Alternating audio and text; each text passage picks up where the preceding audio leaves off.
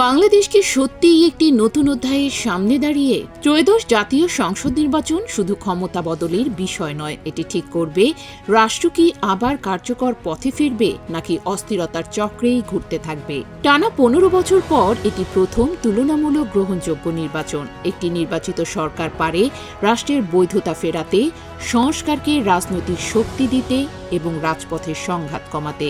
কিন্তু চ্যালেঞ্জগুলো ভয়ঙ্করভাবে বাস্তব। রাষ্ট্রীয় প্রতিষ্ঠান ভঙ্গুর,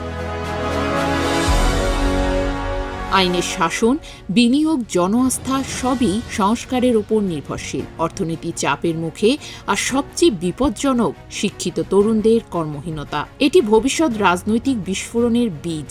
তরুণরা শুধু চাকরি নয়, চায় স্বচ্ছতা ও ন্যায্যতা।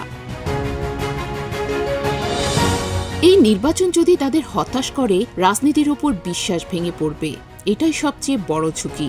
আওয়ামী লীগ দায় স্বীকার ও অনুশোচনা ছাড়া তাদের ফেরা মানেই নতুন সংঘাত। আর আওয়ামী লীগের অনুপস্থিতিতে প্রতিদ্বন্দ্বিতা বাড়লেও দুর্বল রাষ্ট্রে তা নীতির নয়, পরিচয়ের রাজনীতিতে রূপ নিতে পারে। রোহিঙ্গা সংকট, জলবায়ু পরিবর্তন, এগুলো সমাধান হবে না আজই, কিন্তু রাজনৈতিক স্থিতিশীলতা ছাড়া এগোনো সম্ভব নয়। এই নির্বাচন নতুন অধ্যায়ের দরজা খুলতে পারে, কিন্তু কেবল তখনই যদি প্রতিশ্রুতি নয়, বাস্তব সংস্কার আসে।